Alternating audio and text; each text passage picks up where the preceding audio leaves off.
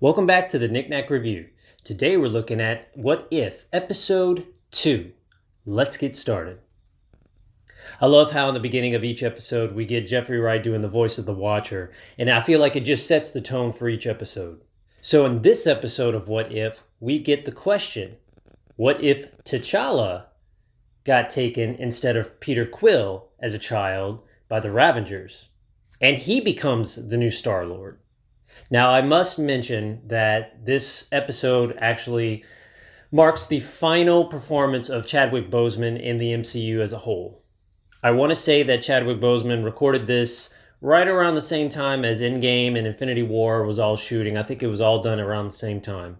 With this episode of T'Challa being Star-Lord, you get really a different reaction from everyone, and it's kind of crazy because the episode starts out the exact same way as Guardians, the first one, but you think you're going to get the exact same reaction, but then Korath the Pursuer, once he sees him, he's like, "Oh, it's Star-Lord! Oh, guys, it's Star-Lord!" And even T'Challa's like, "That wasn't the reaction I was expecting." So he's kind of like us, and like, "Okay, wait, what?" He's even honored to get a beating from T'Challa. That's how his reputation has served him. And then you're kind of wondering, like, wow, how is his reputation so different from Peter Quill's? And as you watch the episode, you really learn how different it really is. Now, there is a quick flashback of how T'Challa got captured. Yondu, instead of doing the actual capturing himself, he sends out his two goons to go do it. And that's the whole reason T'Challa got captured instead of Peter. If you remember in Guardians 2, you learn that Ego actually ordered Yondu to go get Quill himself.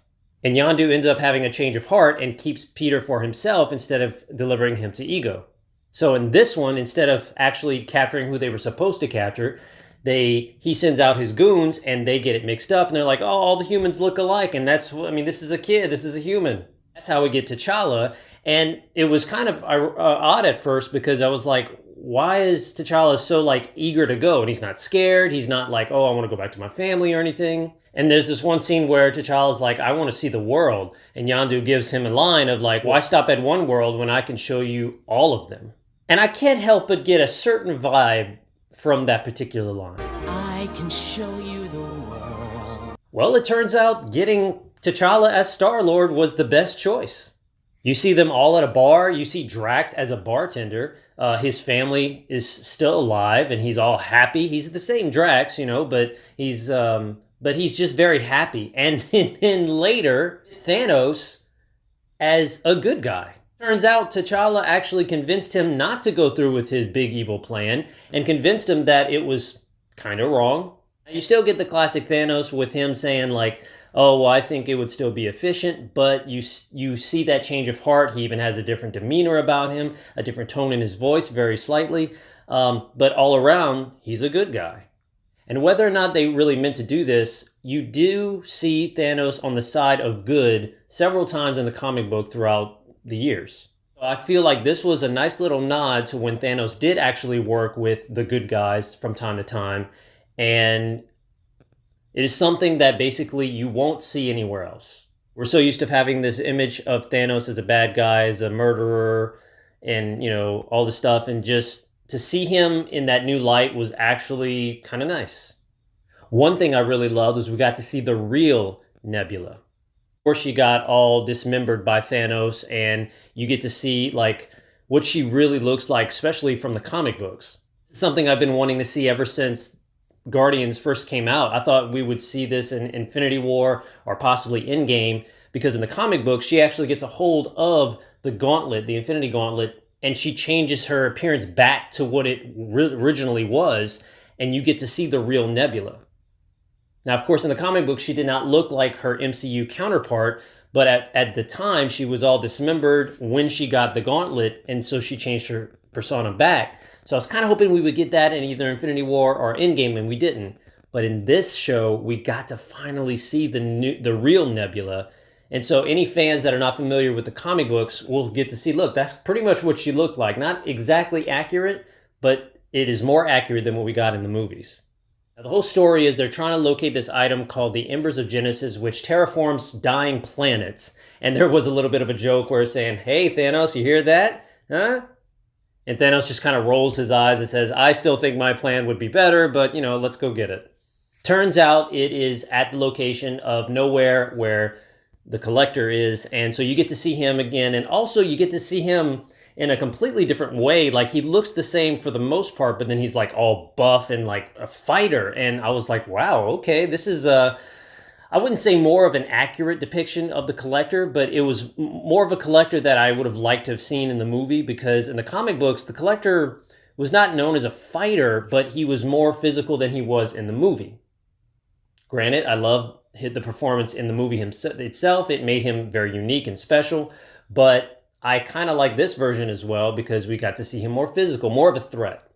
And in this episode, you kind of see Nebula taking the role of Black Widow. Or at least that's what she reminds me of, just the way she talks, the way, like, she's got long hair, so it's kind of like in her eyes sometimes. So she kind of reminds me of like the old classic James Bond spy girls.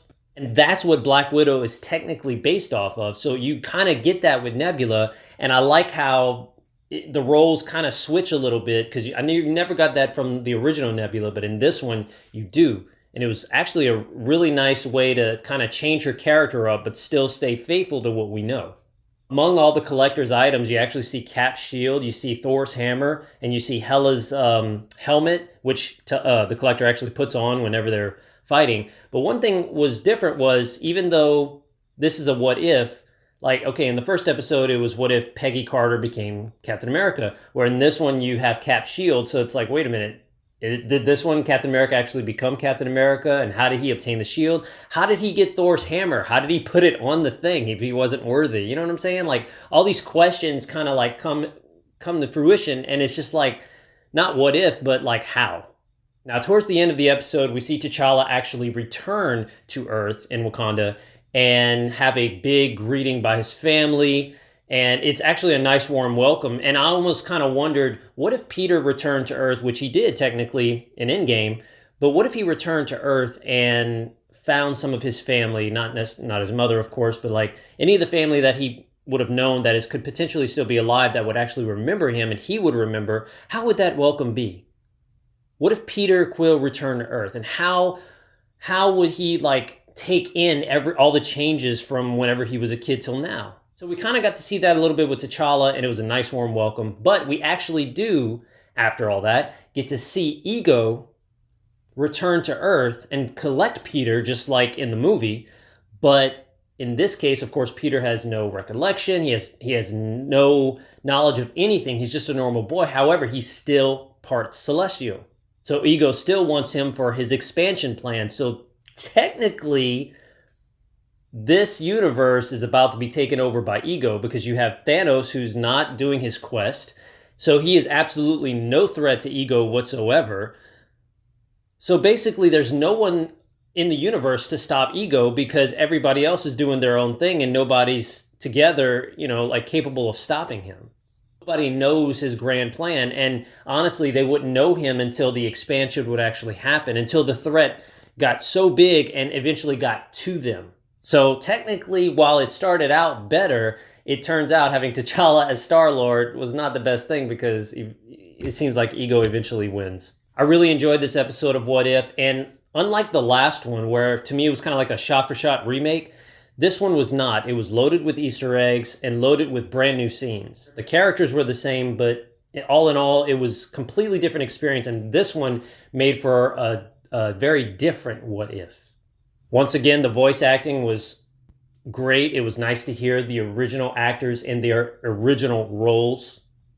Now, of course, not all of them appear, but for the majority of the episode, most of them do appear. I mean, you can't help but recognize the majority of the actors anyway. And like I said before, this episode marks the final performance of Chadwick Boseman as T'Challa in the MCU. So this was a very special episode, and he will be greatly missed. Well, that about does it for me, guys. Let me know in the comments below what you thought of this episode of What If. Also, let me know in the comments below any Easter eggs I might have missed. And also, let me know what you thought of Chadwick Boseman's final performance. And also, while you're there, don't forget to... Oh, well, you know what to do. As always, I am Clint the Knickknack, and I will see you on the next one.